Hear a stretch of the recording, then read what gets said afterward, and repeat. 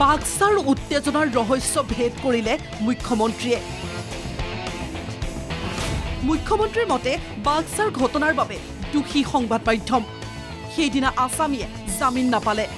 আদালতে বাক্সা জেললৈ প্ৰেৰণ কৰিলে জুবিন গাৰ্গৰ মৃত্যুৰ ঘটনাৰ অভিযুক্ত শ্যামকানু মহন্ত, সিদ্ধাৰ্থ শৰ্মা, সন্দীপন গাৰ্গ আৰু 2 দেহৰক্ষীক। সেই কথাটো বিজয় হিচাপে দেখুৱাব লাগিছিল সংবাদ মাধ্যমে। সংবাদ মাধ্যমে সেয়া পৰাজয় বুলিহে দেখুৱালে। প্ৰথমে হেনো বাক্সাৰ জিলা কাৰাগাৰৰ সন্মুখত 10জনমান মানুহে গোট খাইছিল। সংবাদ মাধ্যমে ইজনৰ পাছত সিজনৰ মন্তব্য প্ৰকাশ কৰাৰ বাবে বাক্সাত সেই পৰিস্থিতিৰ উদ্ভৱ হ'ল। নিকাচিত উপস্থিত হৈ এই মন্তব্য মুখ্যমন্ত্ৰী হিমন্ত বিশ্ব শৰ্মাৰ। ক'ব লাগিছিল যে আজি এটা ন্যায় প্ৰক্ৰিয়াত ডাঙৰ বিজয়। আদালতে তেওঁলোকক জামিন নিদিলে, জেলত পঠিয়ালে। ৰাতিপুৱা ইয়াত পুৰা খালী আছিলে, আপোনালোক প্ৰথম গোট খাইছে। তাৰ পৰা বাইট ল'লে। বাইটবিলাক কেনেকুৱা বাইট আছিল আপোনালোকে শুনিবচোন। এতিয়া আপোনালোকে ৰেকৰ্ডিংখিনি, সেই সময়ত লোৱা ইণ্টাৰভিউখিনি আপোনালোকে নিজে শুনিব।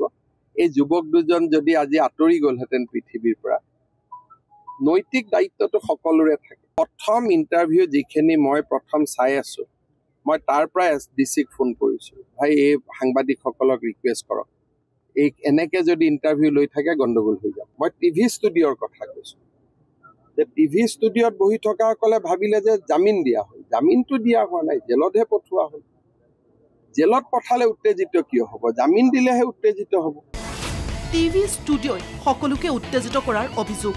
বাক্সাৰ সেই ঘটনাত আহত বিদ্যুৎ কলিতা আৰু দীপক মেধিৰ পৰিয়াললৈ 2 লাখকৈ টকাৰ সাহায্য আগবঢ়ালে মুখ্যমন্ত্ৰী হিমন্ত বিশ্ব শৰ্মাই। খা খবৰ লৈ সংবাদ মাধ্যমৰ সন্মুখত কেইবাটাও গুৰুত্বপূৰ্ণ মন্তব্য হিমন্ত বিশ্ব শৰ্মাৰ। সাংবাদিকে প্ৰশ্ন কৰিলে। সেইদিনা আৰক্ষীৰ ভূমিকাক লৈ প্ৰশ্ন। ASP গীতাৰ্থ দেৱ শৰ্মাই লাঠিচালনা কৰাৰ বাবে পৰিস্থিতি উত্তপ্ত হোৱাৰ প্ৰসংগ উল্লেখ কৰিলে। তেতিয়াই মুখ্যমন্ত্ৰীয়ে ক'লে গাঁৱৰ ৰাইজে পুলিচ প্ৰশাসনক প্ৰশংসা কৰিছে। তাৰ পাছতে মুখ্যমন্ত্ৰীৰ মুখত আকৌ চেনেলৰ মালিকৰ প্ৰসংগ। চেনেলৰ মালিকসকলৰ মন্তব্য বেলেগ বেলেগ। সেয়ে মই চেনেলৰ কথা শুনিম নে ৰাইজৰ কথা শুনিম? প্ৰশ্ন মুখ্যমন্ত্ৰীৰ।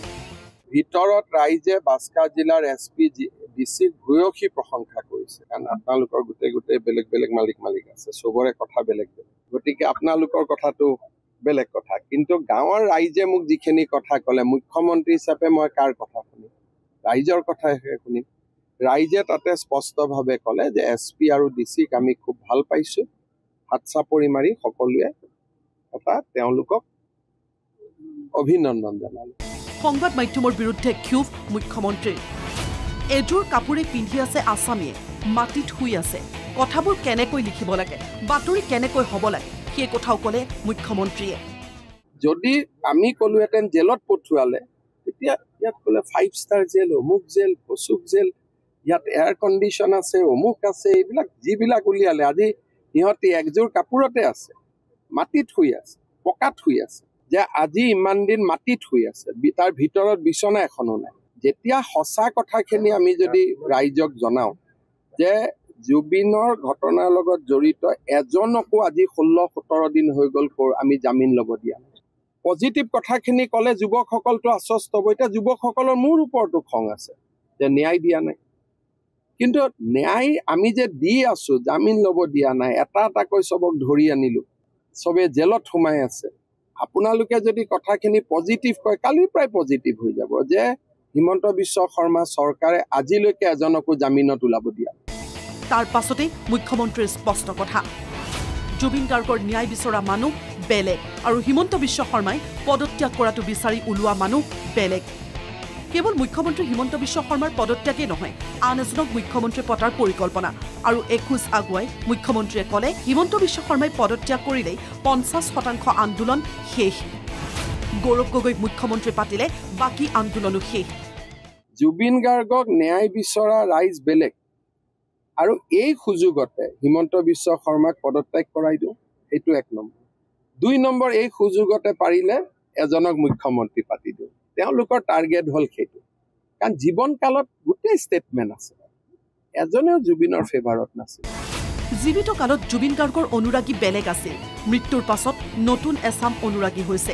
এই দাবী কৰি মুখ্যমন্ত্ৰীয়ে পুনৰ ক'লে জুবিন গাৰ্গক ন্যায় বিজেপিয়ে দিব, আমি ন্যায় দিমেই।